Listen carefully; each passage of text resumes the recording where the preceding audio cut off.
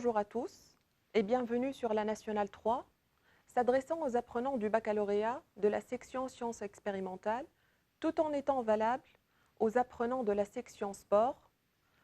Le contenu de la présente vidéo, de la présente séquence d'apprentissage, s'intéresse à l'étude de l'un des effecteurs moteurs, qui est le muscle strié squelettique. Je vous rappelle que l'innervation de cette catégorie de muscles est assurée par les axones de motoneurones, dont les corps cellulaires sont à localisation médulaire, faisant partie intégrante du système nerveux, ce qui révèle de la neurophysiologie. Toutes les connaissances qui vont être acquises durant cette séquence d'apprentissage seront présentées par Amira Moksheh, professeur de SVT au lycée Manzahnef, Tunis 2, et ce sous l'assistance pédagogique de Madame Sonsejbara, inspectrice générale des écoles préparatoires et des lycées. Si l'on s'intéresse à l'une des structures synaptiques que l'on nomme membrane postsynaptique, et ce, aussi bien pour la plaque motrice baptisée encore synapse neuromusculaire que pour la synapse neuroneuronique, nous nous apercevons que celle de la plaque motrice, baptisée encore sarcolème, présente à certains endroits des invaginations pouvant pénétrer à l'intérieur du sarcoplasme, et cet aspect en fait correspond à l'appareil sous-neural. Une telle différence structurale est-elle à l'origine d'une diversité fonctionnelle? Et c'est ce qui nous incite à étudier de plus près la cascade d'événements caractéristiques d'une transmission neuromusculaire impliquant un élément nerveux et un élément postsynaptique qui n'est autre que la fibre musculaire, justifiant ainsi l'appellation de l'ordre du jour qu'est transmission neuromusculaire. Je vous rappelle que l'arrivée d'un potentiel d'action est un impératif de tout type de transmission, et ce, en conditions physiologiques normales. Afin d'atteindre l'objectif fixé, on se propose dans un premier temps d'étudier la nature ainsi que les propriétés des potentiels membranaires générés au niveau de la fibre musculaire. Pour y parvenir, seul le manuel scolaire sera notre référence. Prenons-le à la page 212. Tout en s'intéressant au document 7 dont l'intitulé est le suivant: mise en évidence de phénomènes électriques dans la fibre musculaire après stimulation de la fibre nerveuse. Ce document fait partie intégrante de l'activité 3 visant à expliquer le mode de fonctionnement de la plaque motrice. Avant de consulter la consigne, on se propose de décrire brièvement le dispositif expérimental. En effet, nous sommes ici en présence d'un élément présynaptique, séparé d'un élément post qui n'est autre que la fibre musculaire, et cette séparation est assurée par la fente synaptique. Notons que l'élément présynaptique est soumis à des stimulations, S1 et S2, qui diffèrent par leur intensité. Et en fait, cette différence d'intensité pourrait impacter la réponse de l'élément postsynaptique. C'est ce qui a incité l'expérimentateur à placer 3 oscilloscopes dont les électrodes réceptrices sont R1 à R3, de plus en plus éloignées de l'appareil sous-neural. À l'issue de cette expérience, les résultats obtenus figurent à droite. Vous avez 2 enregistrements, A et B, qui vont être décortiqués dans ce qui suit. Que nous demande l'activité 3? En fait, la première consigne regroupe 2 verbes d'action, analyser et comparer les enregistrements A et B du document 7. Je vous rappelle que la signification de ces 2 verbes d'action diffère quelque peu, et afin d'atteindre l'objectif fixé, on se propose de les combiner, générant ainsi l'expression suivante: faites une analyse comparée des enregistrements A et B du document 7. Pour vous faciliter la tâche, je vous propose le tableau dont voici. Dans un premier temps, on va se focaliser uniquement sur la réponse de l'élément postsynaptique détecté par l'oscilloscope O1, ayant pour électrode réceptrice R1. Pour ce qui est de l'enregistrement A, Il a été obtenu au niveau de la membrane post suite à l'application d'une stimulation S1 au niveau de l'élément présynaptique. Et en fait, ce potentiel nous est familier. Ayant une amplitude inférieure au seuil, ça pourrait être un potentiel local, comme ça peut être un potentiel postsynaptique excitateur. Mais pour pouvoir différencier les potentiels générés suite à une transmission neuronique d'une transmission neuromusculaire, les appellations vont changer. En effet, le potentiel d'action généré suite à la stimulation S1 a fait naître au niveau de l'élément postsynaptique un potentiel dit de plaque motrice, ce qui nous renvoie vers le type de synapse auquel on s'intéresse aujourd'hui, qui n'est autre que la plaque motrice. Passons maintenant à l'enregistrement B. L'aspect est caractéristique d'un PA, mais un PA qui a été généré suite à une transmission neuromusculaire dans la cascade d'événements nausées méconnus, et ce suite à l'application au niveau de l'élément présynaptique d'une stimulation S2 dont l'intensité l'emporte sur S1. Comme ça a été le cas tout à l'heure, pour pouvoir différencier ce potentiel d'action, on va ajouter le terme musculaire. Donc, qu'est-ce qu'on a ici comme réponse? Le potentiel d'action nerveux généré par S2 fait naître au niveau de l'élément postsynaptique et en R1 un potentiel d'action dit musculaire étant donné son obtention au niveau de la fibre musculaire. Nous sommes ici en présence d'une diversité de potentiels de plaques motrices et toute diversité nous incite à comparer. Nous avons choisi ici 3 critères que nous allons étudier un à un. Pour ce qui est du premier critère, il porte sur l'évaluation de l'amplitude des potentiels de plaques motrices par rapport au seuil de potentiel. Nous savons que l'enregistrement en A est un potentiel de plaques motrices. Et si l'on observe les réponses au niveau de R2 et R3, ça nous rappelle le comportement des potentiels locaux ou bien des potentiels postsynaptiques excitateurs. L'amplitude est, comme nous voyons ici, l'amplitude est inférieure au seuil déjà comme réponse. Pour ce qui est du potentiel d'action, l'amplitude est forcément supérieure au seuil et sa naissance en fait pourrait être expliquée comme suit. En fait, ce potentiel d'action musculaire résulte d'un potentiel de plaque motrice qui était égal ou bien voire supérieur au seuil.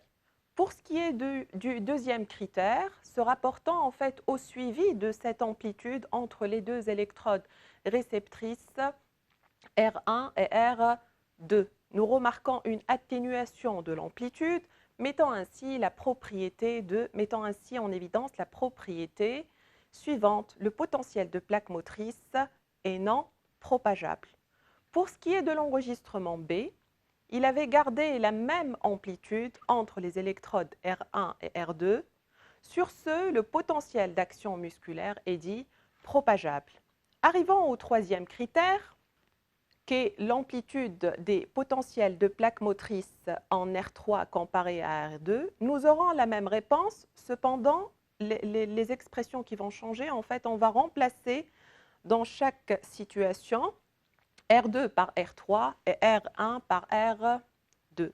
La première consigne regroupant une analyse comparative et critères de comparaison nous amène vers la conclusion suivante. En effet, la détection des enregistrements A et B prouve qu'il y a eu une transmission neuromusculaire dans la cascade nous est méconnue jusqu'à maintenant et en fait, c'est ce qui constitue l'objectif de la présente séquence d'apprentissage. Cependant, la nature du potentiel postsynaptique musculaire dépend de l'intensité de la stimulation efficace appliquée à l'élément présynaptique nerveux. Il nous reste la deuxième consigne de l'activité 3, mais avant de la consulter, prenons le manuel scolaire à la page 188, tout en s'intéressant au document 21. En fait, ce doc se rapporte au cours de la transmission neuronique. Et avant de s'intéresser aux résultats obtenus, décrivons ensemble le montage expérimental. Nous sommes ici en présence d'un neurone postsynaptique N3 recevant deux afférences, N1 et N2, établissant respectivement les synapses N1, N3, N2, N3. L'expérimentateur a eu recours à l'application de stimulation efficace mais séparée dans le but d'identifier la nature de chaque synapse. En appliquant cette stimulation aux neurones présynaptiques N1, nous obtenons un potentiel postsynaptique excitateur détecté par l'électrode réceptrice E1 qui connaît une diminution de son amplitude au fur et à mesure qu'il avance en direction du segment initial jusqu'à s'annuler en un potentiel de repos, et ce au niveau de l'axone. Pour ce qui est de la synapse N2-N3, elle permet, suite à une transmission neuronique, l'obtention d'un potentiel postsynaptique inhibiteur qui se comporte de la même manière que le PPSE, une atténuation de l'amplitude au fur et à mesure que l'on avance jusqu'à une annulation selon un potentiel de repos. C'était juste un rappel en rapport avec la transmission neuronique. Revenons à la deuxième consigne de l'activité 3 qui nous demande de comparer les enregistrements du document 7 obtenus au niveau de la membrane postsynaptique de la synapse neuromusculaire tout en se focalisant uniquement sur l'enregistrement A qui n'est autre que le potentiel de plaque motrice avec ceux obtenus lors de la transmission neuronique et ce pour la synapse N1, N3 d'une part et d'autre part au niveau de la synapse N2, N3 où nous avons ici des potentiels postsynaptiques inhibiteurs se comportant de la même manière que les PPS-E. Afin de vous faciliter la tâche, je vous propose le tableau que voici, un tableau à visée comparative, adoptant des critères de comparaison. Le premier se rapporte à l'estimation de la négativité interne de la membrane ou de l'élément plutôt post-synaptique et commençant par la synapse neuromusculaire. En effet, le potentiel de plaque motrice se présente sous forme d'une dépolarisation qui ne fait que diminuer la négativité interne. L'aspect est une dépolarisation. L'appellation attribuée est un potentiel de plaque motrice étant donné une amplitude inférieure au seuil de potentiel. Et étant donné que nous sommes en présence d'une dépolarisation, la synapse qui est à l'origine de sa naissance ne peut être qu'excitatrice. Appliquant ce critère aux synapses neuroniques de la page 188 en commençant par celle impliquant le neurone présynaptique N1 et le neurone postsynaptique N3. En effet, le potentiel membranaire obtenu affiche une diminution de la négativité interne. Ça se présente sous forme d'une dépolarisation et l'appellation attribuée est un potentiel postsynaptique excitateur. Et en fait, la finalité de cette appellation, c'est de pouvoir le différencier du potentiel de plaque motrice obtenu dans un contexte de transmission neuronique. Et comme nous sommes en présence d'un PPSE, la synapse qui est à l'origine de sa naissance ne peut être qu'excitatrice. Passons maintenant à la synapse N2, N3. Les potentiels postsynaptiques affichent une augmentation de la négativité interne qui ne fait qu'éloigner la DDP du seuil. L'aspect est une hyperpolarisation. L'appellation attribuée est un potentiel postsynaptique inhibiteur généré au niveau d'une synapse dite inhibitrice. Une fois initiée au type de potentiel de plaque motrice ainsi qu'à leurs propriétés, on se propose d'établir la cascade d'événements à l'origine d'une transmission neuromusculaire. Et c'est ce qui correspond en fait à l'intitulé de ce volet qu'est mécanisme de la transmission neuromusculaire. Afin d'étudier le mécanisme de la transmission neuromusculaire, je vous propose de consulter le manuel scolaire aux pages 212 et 213. En effet, le contenu de ces deux pages illustre l'approche expérimentale qui a été adoptée dans le but d'établir la cascade d'événements caractéristiques de ce type de transmission. Dans un premier temps, nous avons ici le document 8, qui n'est autre que le montage expérimental ayant servi à la réalisation d'une multitude d'expériences ayant lieu entre un élément pré et un élément post. Au sein de ce dernier sont placées des électrodes réceptrices R1 et R2 qui sont là pour détecter une éventuelle activité électrique suite à l'application de stimulation efficace au niveau de l'élément présynaptique. Les expériences sont au nombre de 5. Nous avons ici les enregistrements obtenus au niveau de l'élément post-synaptique qui vont être étudiés de plus près au fur et à mesure que l'on avance dans la séquence d'apprentissage. Et pour ce qui est de la 5e expérience, elle s'est fixée un objectif, celui d'identifier la cible du neurotransmetteur impliqué dans ce type de transmission dite neuromusculaire. Commençons par la première expérience. En effet, l'expérimentateur avait stimulé et efficacement l'élément présynaptique. C'est ce qui a permis la naissance d'un potentiel d'action propageable jusqu'au bouton synaptique. Et l'électrode R1 avait détecté en fait un potentiel d'action musculaire propageable et qui a été détecté au niveau de R2. Donc, ce que l'on peut dégager de cette expérience, c'est qu'une stimulation efficace de l'élément présynaptique génère une réponse qui, dans ce contexte-là, a un potentiel d'action musculaire. Mais la question qui émerge, qu'en est-il de la cascade d'événements séparant ces deux potentiels d'action? Pour apporter des éléments de réponse à cette question, on passe à la deuxième expérience.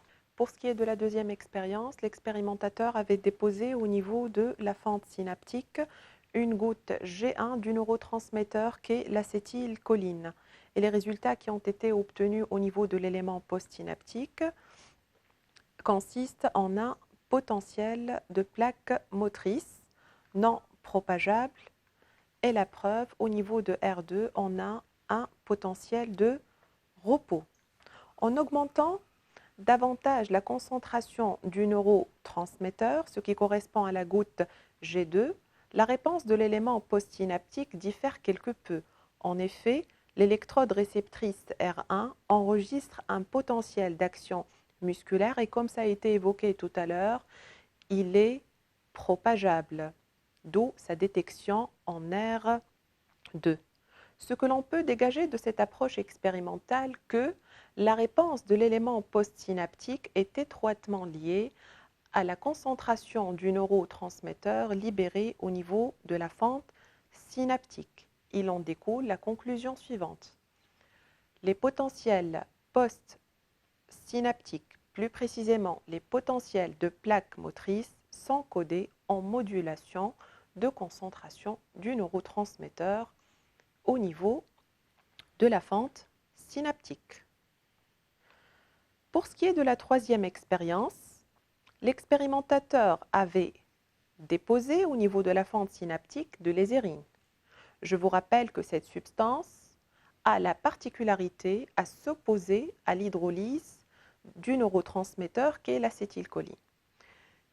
À ce traitement s'ajoute le dépôt d'une goutte G2 qui, je vous rappelle, était en mesure de générer au niveau de l'élément postsynaptique un potentiel d'action musculaire. Allons-nous retrouver la même réponse? En effet, l'électrode R1 affiche un train de potentiel d'action musculaire propageable en R2. Ce que l'on peut dégager de cette expérience, c'est que sans cette hydrolyse, la fibre musculaire sera le siège d'un train de potentiel d'action musculaire à l'origine d'une contraction musculaire incontrôlée. Et c'est ce qui souligne l'importance de l'hydrolyse du neurotransmetteur qu'est dans ce cas l'acétylcholine comme étape indissociable de la transmission neuromusculaire. Concernant la quatrième expérience, il y a eu un dépôt de l'acétylcholine au niveau du sarcoplasme. Fait intéressant, aucune réponse notable au niveau des électrodes R1 et R2. En effet, il y a eu obtention de potentiel de repos. Ce que l'on peut dégager de cette expérience, c'est que la localisation intracellulaire de l'acétylcholine n'a aucun effet sur le déroulé de la transmission neuromusculaire. Et pour finir, nous arrivons à l'expérience 5 qui s'est basée sur le dépôt au niveau de la fente synaptique d'une toxine ayant la même configuration que celle de l'acétylcholine. Le document 9 de la page 213 correspond à une observation au microscope électronique d'une synapse neuromusculaire traitée par la bungarotoxine ayant la même configuration que l'acétylcholine. Comment expliquer l'obtention de ce précipité noir révélé par une modalité de marquage? En effet, le précipité en question correspond à l'emplacement des molécules de toxine. La bungarotoxine marquée se positionne au niveau du sarcolème, ce qui est valable à l'acétylcholine étant donné la similarité de leur configuration spatiale. Il en découle de cette expérience le propos suivant. L'acétylcholine agit exclusivement au niveau du sarcolème, tout en occupant des récepteurs qui lui sont spécifiques. Revenons au manuel scolaire à la page 213, tout en s'intéressant à la dernière consigne, qui dit « En utilisant les données fournies par les expériences précédentes, établir la cascade d'événements caractéristiques de la transmission neuromusculaire », d'où l'intitulé du dernier volet de la présente séquence d'apprentissage qu'est succession d'événements de la transmission neuromusculaire. Vous avez ici à droite des pictogrammes censés vous aider à comprendre l'animation qui va suivre. En fait, tout commence par l'arrivée d'un potentiel d'action nerveux, à l'origine d'une entrée désiant CA2+, à travers les canaux voltage dépendants à CA2+. S'ensuit une migration et une exocytose, libérant ainsi le neurotransmetteur au niveau de la fente synaptique. Il est à noter que le nombre de figures d'exocytose est étroitement lié à la fréquence des potentiels d'action nerveux. Nous avons ici 3 figures d'exocytose.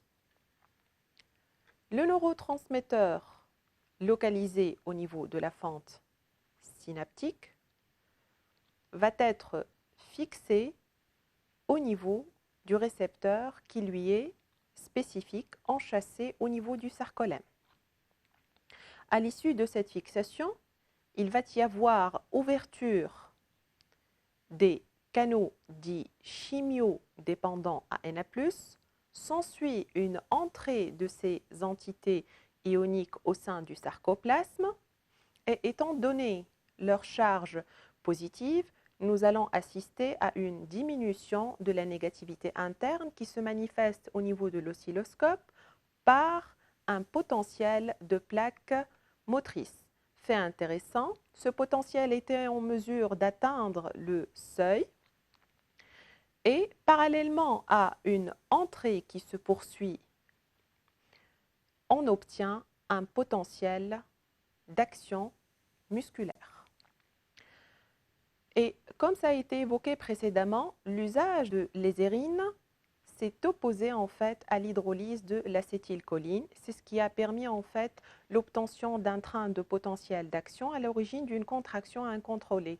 Cette expérience a mis en évidence l'importance d'une enzyme qu'est l'acétylcholinéstérase qui se charge d'hydrolyser le neurotransmetteur. S'ensuit une fermeture des canaux chimiodépendants ANA+, et une dégradation du neurotransmetteur médiée par l'enzyme qu'est l'acétylcholinéstérase. L'hydrolysa sera recapturée par l'élément présynaptique, entrant de nouveau dans la composition des vésicules synaptiques. Merci beaucoup pour votre attention.